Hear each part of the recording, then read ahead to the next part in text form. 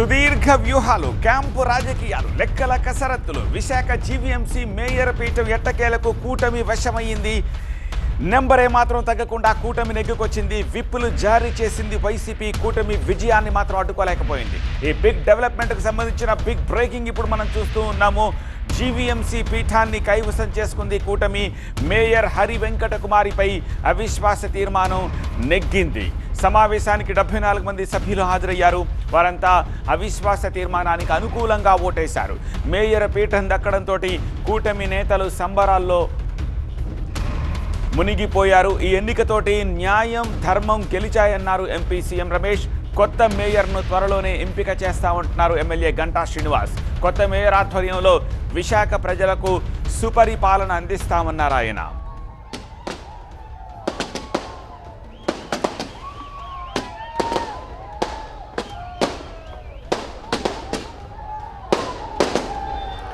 పక్కా వ్యూహంతో ముందుకెళ్లిన కూటమి అనుకున్నట్టుగానే గ్రేటర్ విశాఖ మేయర్ పీఠాన్ని సొంతం చేసుకుంది. కార్పొరేటర్లతో పాటు ఎక్స్ అఫీషియో ఓట్లతో కలిపి 74 మంది మద్దతును కూడగట్టుకుని మేయర్ హరి వెంకట కుమారిపై అవిశ్వాసాన్ని నెగ్గింది కూటమి.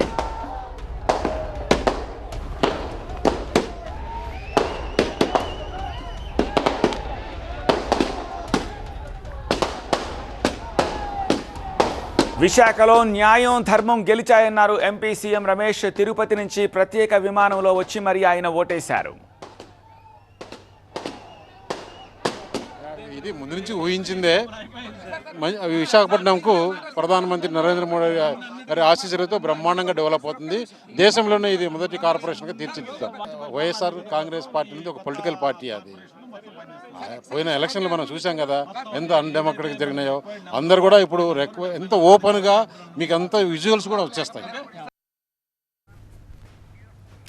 ఇక వైసీపీ అరాచక పాలనకు చరమగీతం పాడామన్నారు ఎమ్మెల్యే గంటా శ్రీనివాస్. త్వరలోనే కొత్త మేయర్ని ఎన్నుకుని విశాఖను మరింత అభివృద్ధి చేస్తామన్నారు ఆయన. జీవీఎంసీ అవిశ్వాస తీర్మానం నెగ్గిన తర్వాత యాక్సెప్ట్ చేసేప్పుడు ఎమ్మెల్యే గంటా శ్రీనివాసరావు ఉన్నారు. చెప్పండి సార్, ఎలా జరిగింది సమావేశం? బ్రహ్మాండంగా అయింది. ఏదైతే రిక్వైర్డ్ నెంబర్ కావాలో ఆ నెంబరు హాజరయ్యి మొత్తం దాని నో కాన్ఫిడెన్స్ని విజయవంతం చేశారు. ఇన్నాళ్ల వైఎస్ఆర్సీపీ పరిపాలనకి చరమగీతం పాడడం జరిగింది. ఈ రోజు నుంచి కొత్త పరిపాలన కార్పొరేషన్ అందుతూ ఉంది. బ్రహ్మాండమైన ప్రజారంజకమైన పరిపాలన జీవీఎంసీ అందించబోతా ఉంది. ఏదైతే శానిటేషన్ కానీ, డ్రింకింగ్ వాటర్ కానీ, లేకపోతే మిగతా రెగ్యులర్ కార్పొరేషన్ పరిధిలో వచ్చే ప్రతి కార్యక్రమాన్ని కూడా ప్రజల మెచ్చే విధంగా పరిపాలన అందించబోతా ఉన్నాం. కార్పొరేటర్లు ఎంతమంది వచ్చారు సార్? మొత్తం మనకు 74 మంది రిక్వైర్డ్ కావాలి. రిక్వైర్డ్ 74 మంది హాజరయ్యారు. ఖచ్చితంగా 74 మంది వచ్చారు. అంటే ఎక్కువ మంది కూడా వస్తారు. ఇంకా అసలు ఎందుకు ఎక్కువైతే తక్కువ ఉంది? ఓవరాల్ గా నో కాన్ఫిడెన్స్ సక్సెస్ అయింది కదా, అంతే కదా.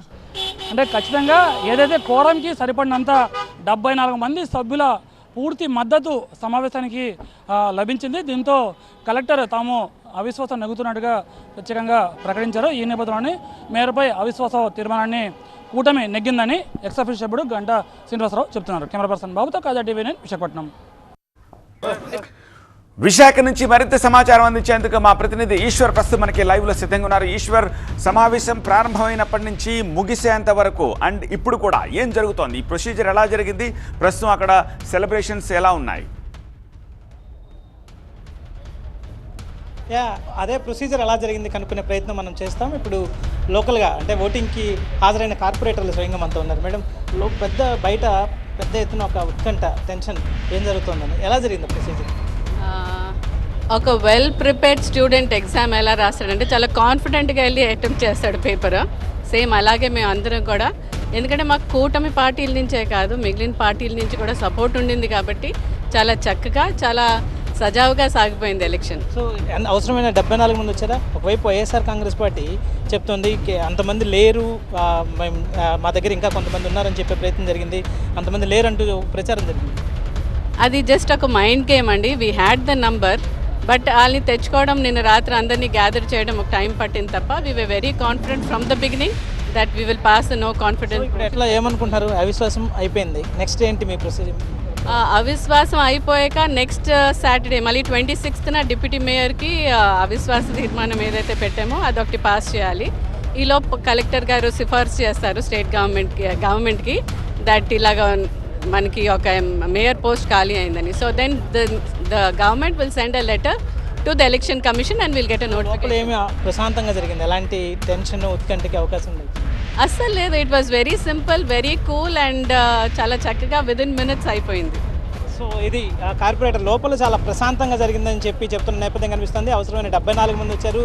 అంటే రాజకీయాలకు అతీతంగానా మీరు ఏం చెప్తున్నారు, ఏదో చెప్పే ప్రయత్నం చేశారు మీరు? ఎస్, రాజకీయాలకు అతీతంగా ప్రతి ఒక్కరు కూడా అభివృద్ధి కోరుకుని, ఆంధ్ర రాష్ట్రం ముందుకు వెళ్ళాలని కోరుకుని, వైజాగ్ సిటీ బాగుపడాలని కోరుకుని ప్రతి ఒక్కరు వచ్చి ఈ నో కాన్ఫిడెన్స్ మోషన్లో పాల్గొన్నారు. ఎస్, ప్రస్తుతం మనతో విఎంఆర్డీఏ చైర్మన్ ప్రణవ్ గోపాల్ ఉన్నాడు. ఈ ప్రణవ్ గోపాల్ ఈ మొత్తం ఎపిసోడ్లో చాలా కీలకమైన పాత్ర పోషించారు.